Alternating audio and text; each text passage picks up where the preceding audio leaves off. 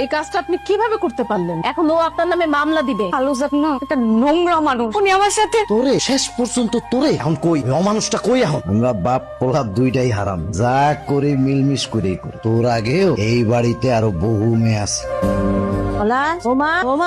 আম্মা কি হইছে কত চিল্লায় পুরা বাড়িটা মাথায় তুলে ফেলাইছো? কি হইছে কত আম্মা কও। মুন্নির কি হয়েছে? মুন্নি আমার কাছে আহে না, কথাও কয় না কারো লাগে, সারাদিন ঘরের ভিতরে বসে থাকে। আরে আম্মা উনি লেহা পড়া লইয়া ব্যস্ত, সামনের পরীক্ষা এই জন্য আসে না। আসবো, ব্যস্ততা কমলে আসবো না তোমার সাথে দেখা করতে। তোর আব্বাও আমার কাছে আহে না, কথাও কয় না। আম্মা আব্বা মুন্নির আশেপাশেও যায় না, এটা নিয়ে টেনশন করেন না। আচ্ছা আম্মা কি আবল তাবল কথা কও তুমি আব্বার নামে? আব্বা হইতেছে একটা ভালো মানুষ, তুমি তারে নিয়ে আবল তাবল চিন্তা ভাবনা করে বসে আছো। মুন্নিরে রাখাটাই আমার বাড়িতে ভুল হয়ে গেছে। আমি মুন্নির লগে দেখা করতে চাই, আমারে নিয়ে আসো। চলো গো। আম্মা আপনি কই যাবেন? আপনি তো অসুস্থ আম্মা, রেস্ট নেন। না আমার রেস্ট নেওয়া লাগবে না, আমি মুন্নির লগে দেখা করুন। মুন্নি কই? আমি মুন্নির লগে দেখা করতে চাই। আরে আম্মা কিচ্ছু হয় না, মুন্নির কি হইব? লেখাপড়া নিয়ে ব্যস্ত আছে, হয় তোমার লগে দেখা করতে আইব। আচ্ছা আমার মনে হয় ঠিক মতো ঘুম হইতেছে না। আম্মা শোনো, মুন্নি আইবো তোমার সাথে দেখা করতে, তুমি ঘুমায় থাকো মা, ভালো লাগবে ঘুমাও। আমি ঘুমাবো না স্যার, আমার মা আপনি ঘুমান, আপনার মনে হয় কম হইতেছে। এই পলাশ মাকে ধরো, ইনজেকশন দিতে হবে।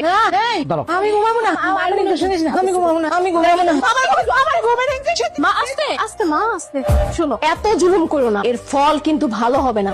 বল মা, ফকিন্নির বাচ্চা, তোর না কইছি কম কথা কবি, তুই আমার ফলের ভয় দেখা। তোর বাপ মা ছোট ভাই বোন, তোর সংসার চলে কাদের টাকায়? আমাদের টাকায়। প্রতি মাসে মাসে যে 50,000 টাকা বেতন দিই না, ওই টাকা কামাইতে হইলেও তোর দেহ ব্যবসায়ী করতে হবে। এই ওর অবস্থা কিন্তু খুব একটা ভালো না। সাইবা তুমি একটু ভালো করে খেয়াল রেখে ওর দিকে, আত্মহত্যা যেন না করে। আত্মহত্যা করতে পারবে না, আর আত্মহত্যা করেই বা লাভ কি? ও তো এমনিতেই মারা গেছে। বুকে খুব ব্যথা করতেছে, বুকটা একটু মালিশ করে দাও। হলো আমি এখন যেতে পারবো না। আমি বলছি তুমি যাবা। তোমার যাইতে কইতেছে যাও না, কথা না শুনলে এই বাড়িতে থাকতে পারবা না, এটা নিয়ম। যাও সেবা করো, যাও। এখন এই নরক থেকে আমার বাইর হইতে হইব, এইভাবেই হোক আমি নরক থেকে বাইর হমই, তবে এমনি এমনি বাইর হমো না। তোমার তো ফাইন লাগতেছে, একদম পরীর মতো। পরের মতন আবার কি? আমি তো পড়ি। হ্যাঁ পরী তো।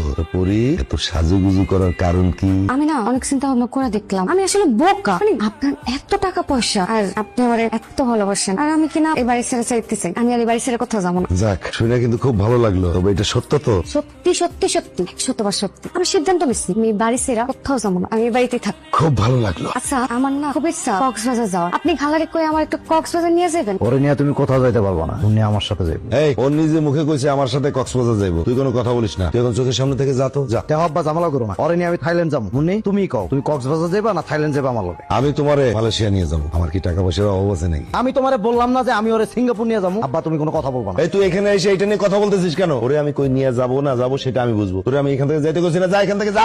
থামেন থামেন, আসতেছি। হলো মহব্বতের শরবত, এইটা খাইলে মাথা ঠান্ডা থাকে, আর এটা খাওয়ার পরে সিদ্ধান্ত দিতেছি। এটা হলো মহব্বতের শরবত। মোহাব্বতের শরবত দিলে তুমি খাওয়াই দাও। কি চিৎকার করতে মন চায় না? একটু দেখতো, যখন চিৎকার করতে মন চায়, চিৎকার যখন না